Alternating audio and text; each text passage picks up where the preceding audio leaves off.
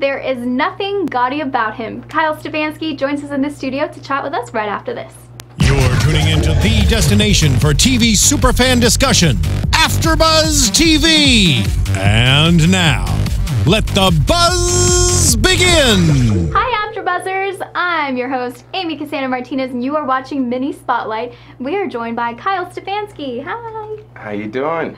Hi. I love the way you told me how to say your name. Can you share with the fans? The fans, it is Stefanski, not Stefanski. Some people say Stefanski, but Stefanski. Stefanski. Yeah. That's really fun to say too. Yeah, right? Yeah. Okay, so now let's get started talking about Gotti. Obviously, how did you get it? What was that whole process like? And yeah, what has it all been for you? So, actually this year has kind of been a breakout year for me, and I did another gangster film called First We Take Brooklyn with Harvey Keitel and Annalyn McCord. That came out February 17th earlier this year. And through that process, I got to know a bunch of people on set and, a bunch of the producers, and I got introduced to the producers of Gotti, and I read for this part, and I got it. Next thing you know, I'm acting with John Travolta. So, dude. Yeah, it's surreal. Well, for sure. Yeah. What did you, okay, if you could recreate what it was like for you, pretend I'm John Travolta. Okay, so hi, I'm John Travolta. What was that whole process for you? Like I said, surreal, but I did prep for it. I do tell this story that the director, Kevin Conley, told me, kind of to prepare. He did a movie called John Q with Denzel Washington, which was big back in the day, and it was his first time being on screen with like an icon. And he said Denzel comes around the corner, he's prepared for everything, but when he sees Denzel, he just freezes. Like, it's Denzel Washington, he's right there in front of you. Oh, yeah. And he tried to prep me and say, you know, this is gonna happen, Travolta's gonna come up to you, and you're gonna have that split second, but don't hesitate. And I was in the pocket, and I just, I don't know, I just went with it. So, good. Very surreal. That's admirable. I think 99% of us would be like, I mean, John Travolta. There was definitely a split second where it was like, whoa. Yeah. Now, what role of his has been the most iconic for you, do you think? Oh, wow. Well, Broken Arrow always sticks out in my mind because he was just such a fun bad guy, such a fun villain, and fun bad he guy, was he was a leading man at the time, but he really went, over the edge, and I loved his dynamic with Christian Slater, and so it was a fun one for me when I was younger. And so you kind of see, he has some of those looks, some of those mannerisms where you've seen him in like playing classic Travolta. Exactly. So yeah. I mean. Yeah. Oh, podcast listeners, I'm doing the whole. Saturday Night Fever. Thank you. Yes. Yeah.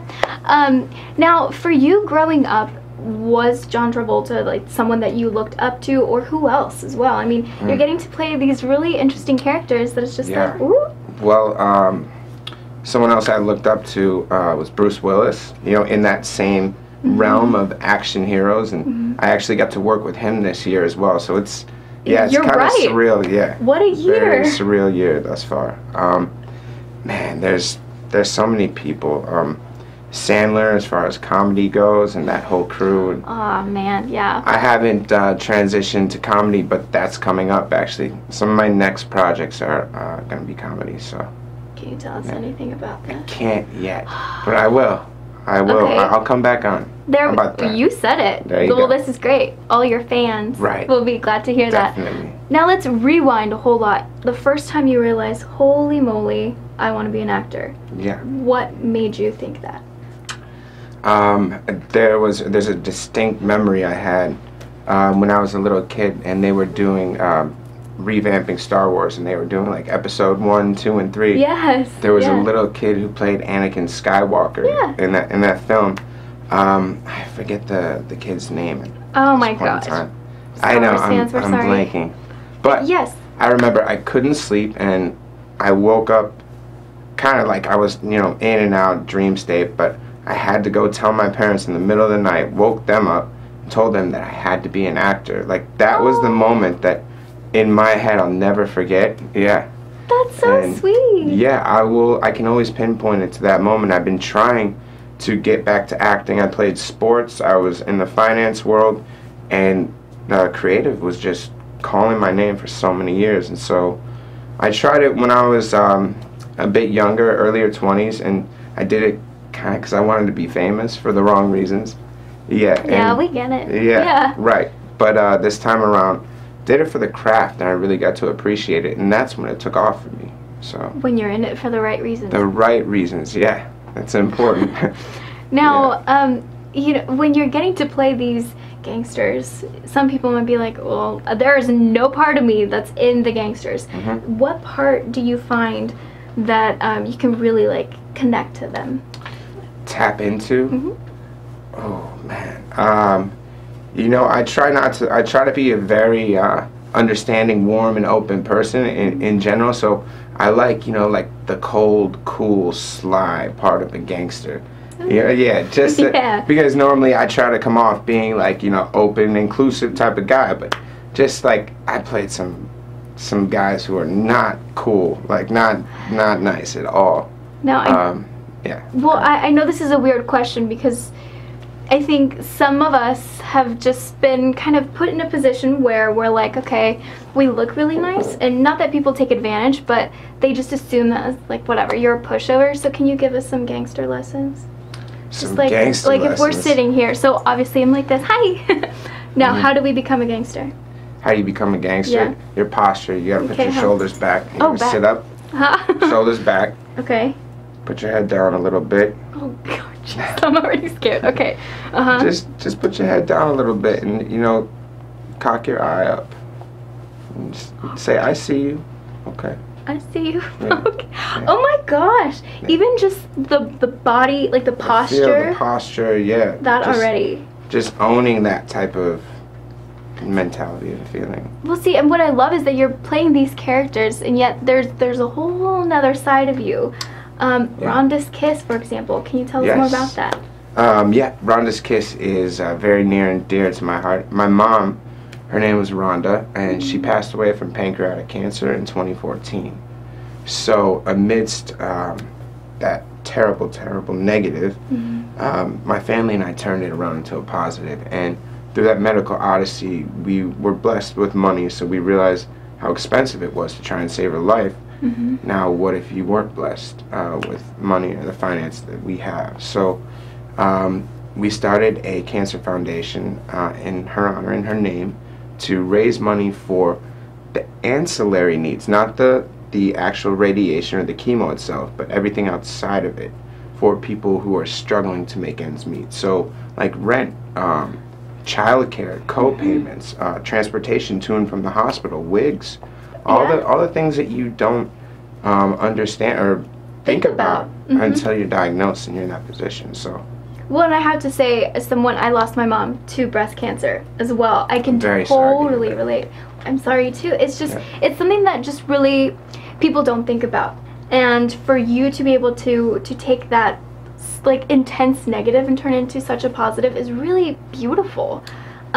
What do you think has been the most surprising part with all of this? I mean, you're changing people's lives, you know. Trying to, you know, as much as we can. I think, you know, the most surprising part is what we initially stumbled upon and how much we've been able to expand on it. People are catching on to this mission because it's so tangible that they understand it. And those who have been tied to cancer in any way, shape, and form can say, wow, that makes a lot of sense. Why haven't people been doing it? So we've had hospitals and health systems that we're working with that are really catching on. I'm going to the Cleveland Clinic, which is like our golden child. This is where we kind of start. It's where we first donated next week. And since we first donated, they've expanded their program of social workers by 25 people, which is like an army for social workers in an oncology department. Oh, yeah. So, and even like, you know, when we're gonna go deep, guys. When you go, like your parent gets diagnosed, you know, there are so many other things that go on. There are social workers, there are nurses, there's like palliative care. It's all of these things that people don't think about. Absolutely. Now, for you, going through all of that, what was the light at the end of the tunnel? I mean, like, you know, when you were going through so much crap. Right. What was it for you? What was it for me? Let's see, the light at the end of the tunnel. I have to say that it was, because even when she passed, it happened so quickly. She was diagnosed and she passed 2 months later. So it was so quick that even when it happened, I was still adjusting, trying to figure it out, going through different stages of grief and loss. And it was my family in such an abrupt kick in the heart, I guess, if you will. Yeah. And other things. Yes, and other things. Coming together and our strong bond and understanding that we were all lost on our own level, but we knew that that strong bond, we could grow something beautiful, and that is what grew out of this, and that has helped me through my whole process, you know, of coping and coming to terms and understanding it. I guess the best gift for me personally is the relationship that I've had understanding my mother after she passed. It's been like, it's completely eye-opening. Exactly. Man. And so that, for between me and her, has been something I never even realized. But just the people that we encounter every day, it's amazing. It's honestly, like, thank you for doing what you're doing. I know for some of us, we turn to TV. So I can only imagine, you Take know. your mind, enjoy yourself, right? Watch Gotti. Yeah. Hey. Go check out Gotti. Now, what are you hoping to do next? I mean, I know you can't tell us a special little project, but what can you tell us? I can tell you that with the same crew that I shot First We Take Brooklyn, we're doing another film. It is a gangster film, but the gangster side of it is more the background. The foreground is more like an underdog story. So it is, the actual event is a true story that not many people know about, and it was the first large organized crime bust, or actually considered the organized crime bust that opened everything up, because prior to this the government wouldn't even recognize organized crime. No Cosa Nostra, no Mafia. They would always, I mean, everyone would be saying there's a mob, like there's hits going out, you know, but our government wouldn't even recognize it. So in a little town called Appalachia, New York, of like 200 people outside Manhattan, 1957, there was a sheriff who busted the biggest sit down of all time. All the bosses of all bosses were in this one house, and this sheriff, he's the guy who busts them. It's all over the news. Most people don't know about it. True story. We're gonna bring that to light. It's very, very cool.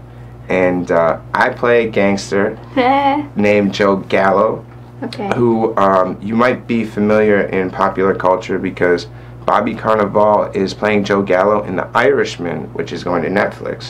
Scorsese's The Irishman with, you know, some big names. So yeah, it's that type of, he's an old school gangster. Like, this guy's a real badass gangster, so it's fun. A lot of fun. Oh my gosh. I can tell you specifics. That's as much as I can go with that. No, I mean, heck, that's what we'll take. Thank you so much for telling us that. Now, where can people find you on social media and support you? Social media, on Instagram, it's Kyle_Stefanski. Facebook, Kyle Stefanski. And you can actually follow Rhonda's Kiss at Rhonda's Kiss at Facebook, Rhonda's Kiss on Instagram, www.rondaskiss.org. And yeah, keep watching and stay tuned. We got a lot to show you guys. I'm so excited. I'm excited also to see where you are in like 10 years. Heck, in 5 years, right? Me too, yeah. But you're already going to come back. We already established this, so it's fine. Oh, you got that. So when you're like super loaded, like you have like 10 houses, you'll still come back to us. Always, always. Yes, we you gotta come back full circle. Exactly. I'm a big fan of that. I love that. Well, thank you again. Thank you. And thank you guys for watching. I'm your host, Amy Cassandra Martinez, and you can find me on all social media at Amy Cassandra MTZ. See you guys next time. From executive producers Maria Menounos, Keven Undergaro, Phil Svitek, and the entire AfterBuzz TV staff, we would like to thank you for listening to the AfterBuzz TV network. To watch or listen to other after shows and post comments or questions, be sure to visit AfterBuzzTV.com. I'm Sir Richard Wentworth, and this has been a presentation of AfterBuzz TV. Buzz you later.